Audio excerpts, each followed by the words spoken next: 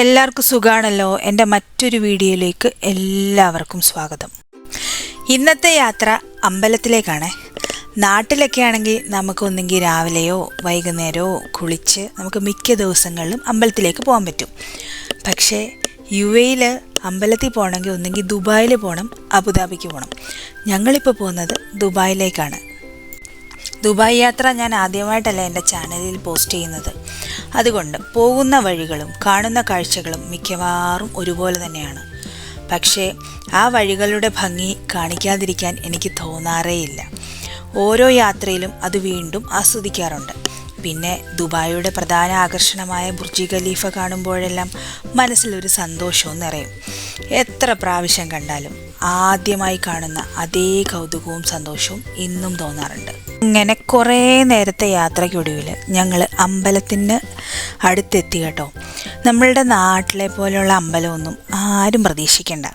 പിന്നെ അവിടുത്തെ മെയിൻ പ്രത്യേകത എന്താണെന്ന് വെച്ചാൽ, നമ്മൾ അമ്പലത്തിലേക്ക് നടന്നു പോകുന്ന വഴികളുണ്ടല്ലോ, ശരിക്കും ഒരു പോസിറ്റീവ് എനർജി നൽകുന്ന, ചുറ്റും പൂജാ സാധനങ്ങളും പൂക്കളും ചന്ദനത്തിൻ്റെ സുഗന്ധവും എല്ലാം കൂടെ അവിടുത്തെ അന്തരീക്ഷത്തിന് ഒരു പ്രത്യേക അനുഭൂതി നൽകുന്നുണ്ട്.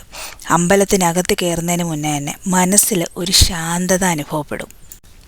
അമ്പലത്തിനകത്ത് നമുക്ക് ഫോട്ടോസും വീഡിയോസും ഒന്നും അലൗഡല്ല. അതുകൊണ്ട് അമ്പലത്തിനകത്തെ കാഴ്ചകളൊന്നും നമുക്ക് എടുക്കാൻ പറ്റിയില്ല.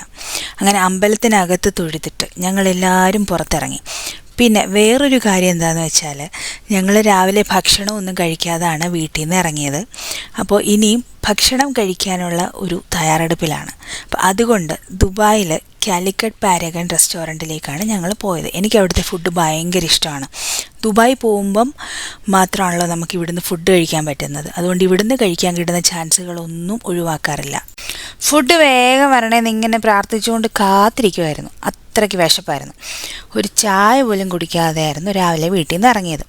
അധികം വൈകാതെ തന്നെ നല്ല ചൂട് ചിക്കൻ ബിരിയാണിയും കൂടെ സൈഡ് ഡിഷായിട്ട് കാലിക്കറ്റ് പാരഗൺ സ്പെഷ്യൽ ചിക്കൻ കറിയും എത്തിപ്പെട്ടു. പിന്നെ മറ്റൊന്നും നോക്കില്ല, വയറ് നിറയെ ഭക്ഷണം കഴിച്ചിട്ട് ഞങ്ങൾ വിചാരിച്ചു, ഭക്ഷണം കഴിക്കാൻ കയറിയ ഹോട്ടലിൻ്റെ അടുത്താണ് ഗായത്രി താമസിക്കുന്നത്, കസിനാണ്. അങ്ങനെ അവരെയും കണ്ട് കുറച്ച് നേരം വിശേഷങ്ങളൊക്കെ പറഞ്ഞിട്ട് അവിടെ നിന്ന് ഇറങ്ങി.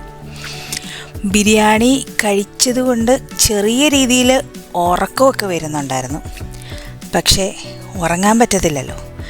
ഒരാൾ വണ്ടി ഓടിക്കുമ്പോൾ ആളുടെ കൂടെ തന്നെ ഇരുന്ന് ഉറങ്ങാമെന്ന് പറഞ്ഞത് ശരിയായിട്ടുള്ളൊരു നടപടിയല്ലാത്തത് കൊണ്ട് അലൈൻ വരെ കുട്ടേട്ടനോട് ഓരോ വിശേഷങ്ങളൊക്കെ പറഞ്ഞിട്ട് അങ്ങനെ ഞങ്ങളുടെ യാത്ര വളരെ മനോഹരമായിട്ട് അലൈനിൽ അവസാനിച്ചു.